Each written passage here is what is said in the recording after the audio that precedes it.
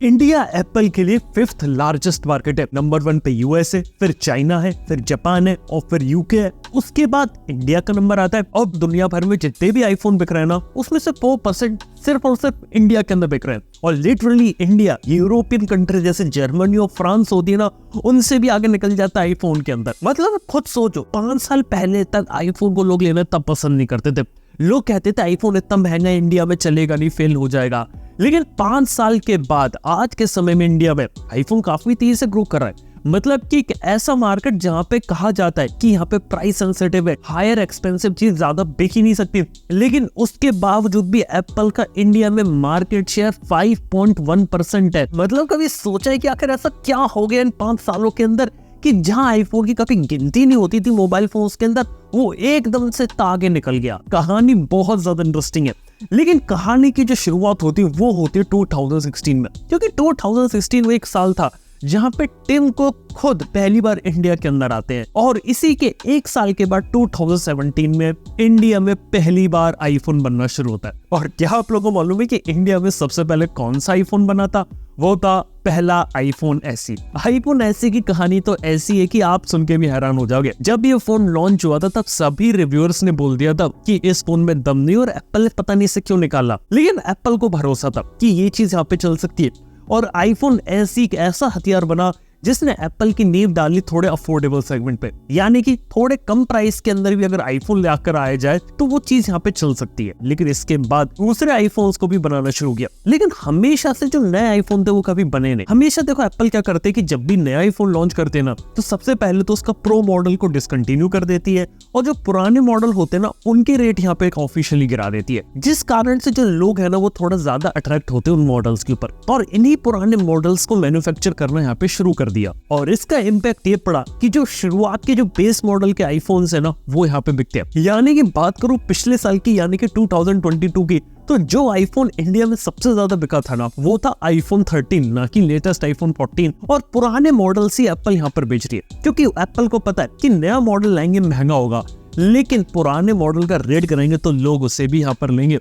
शायद ये बात एप्पल को बहुत अच्छे तरीके से समझ में आ गई। अब तो खबरें आ रही कि जो लेटेस्ट आईफोन 15 होगा वो भी आपको इंडिया में बनता हुआ देखने को मिलेगा। तो इससे पता चलता है कि एप्पल के लिए इंडिया कितना बड़ा मार्केट और कैसे इंडिया में मैन्युफैक्चरिंग फैसिलिटी को सेटअप कर रहा है। और हाँ, ये बात भी बता सकता हूँ कि जो मेजोरिटी आईफोन इंडिया में बनते हैं ना वो इंडिया में नहीं बिकते, वो एग्जैक्टली में बाहर एक्सपोर्ट होने जाते हैं। लेकिन वही बात करें रिटेल की, बात क्या, इंडिया में देखा जाए तो आईफोन पहले काफी ज्यादा महंगे हुआ करते थे, खैर अभी भी होते यहाँ पे। लेकिन 2020 में एक और एप्पल ने बोल्ड मूव लिया था, और वो था एप्पल स्टोर का। इंडिया में ऑनलाइन स्टोर खोला, जिस कारण से एप्पल के वो सारे प्रोडक्ट्स इंडिया में मिलने लगे जो पहले अवेलेबल नहीं थे, जिसके लिए आपको पहले ऑर्डर देना पड़ता था, रीसेलर से बात करनी पड़ती थी। एप्पल ने सारी चीजों को ऑनलाइन एक्सक्लूसिवली अवेलेबल करवा दिया, और ये एप्पल के लिए सबसे बड़ा हथियार बना। और बात करें 2023 में, तो फाइनली एप्पल ने अपना फिजिकल एप्पल स्टोर ओपन कर दिया। मुंबई में भी ओपन किया, दिल्ली में भी ओपन किया, और देखा तो जिस दिन ये ओपन हुआ था ना उसी दिन से बहुत बड़ा हिट था।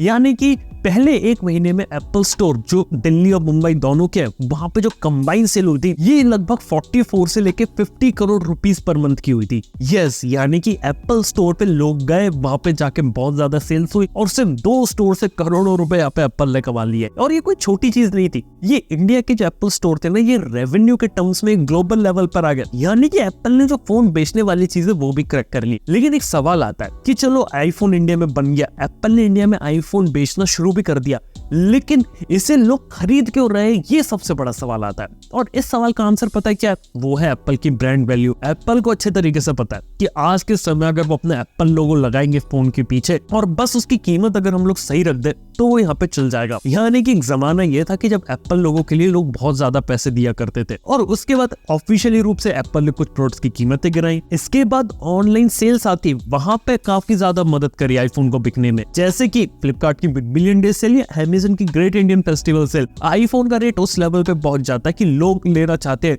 मतलब कि अगर ऑफिशियली लॉन्च अगर 70,000 पर हुआ है और अगर 60,000 रुपीज के नीचे अगर उन्हें आईफोन देखने को मिल रहा है, तो काफी सारे लोग हैं जो एंड्रॉइड को छोड़ के आईफोन के ऊपर मूव करते हैं। और एंड्रॉइड को जो लोग छोड़ रहे हैं ना वो पुराने वन प्लस और सैमसंग के यूजर्स हैं। यानी कि एक जमाने में इंडिया में जो प्रीमियम फोन मार्केट था ना वहां पे एप्पल लिटरली थर्ड पोजीशन पे आता था। सैमसंग और वन प्लस जैसी कंपनीज बहुत ज्यादा डोमिनेट करती थी। लेकिन अब ये हो गया कि एक सर्टेन प्राइस पॉइंट के बाद ना लोग सैमसंग लेना चाहते हैं, ना लोग वन प्लस लेना चाहते हैं। सीधी बात है, अगर फोन के प्राइसेस ज्यादा हो गए तो ज्यादा प्राइस जब पे कर रहे हैं तो लेना चाहते हैं वो एप्पल। और यहाँ पे एक और मदद मिलती है EMI स्कीम की। इंडिया में पिछले कुछ समय में EMI स्कीम का कल्चर ऐसे बढ़ा है कि जो लोग आईफोन को अफोर्ड नहीं कर सकते वो लोग भी EMI का यूज करके आईफोन के पीछे यहाँ पे जा रहे हैं। और इसका इम्पैक्ट ओवरऑल प्रीमियम फोन्स की सेल पे पड़ा है। यानी कि एक रिपोर्ट से पता चला 2020 से पहले जो $400 के ऊपर के फोन्स थे ना, वो इंडिया में उनका शेयर टोटल 4% था। और अभी के समय में वो चीज 10% के ऊपर बढ़ चुकी है। और ज्यादा से ज्यादा लोग पहले से ज्यादा स्पेंड कर रहे हैं मोबाइल फोन के ऊपर और ज्यादा महंगे फोन्स को प्रेफर कर रहे हैं। और इसका सबसे बड़ा एडवांटेज एप्पल को मिला है। और ये भी कहा गया कि आने वाले 10 साल में एप्पल के लिए इंडिया बहुत इंपॉर्टेंट मार्केट होगा।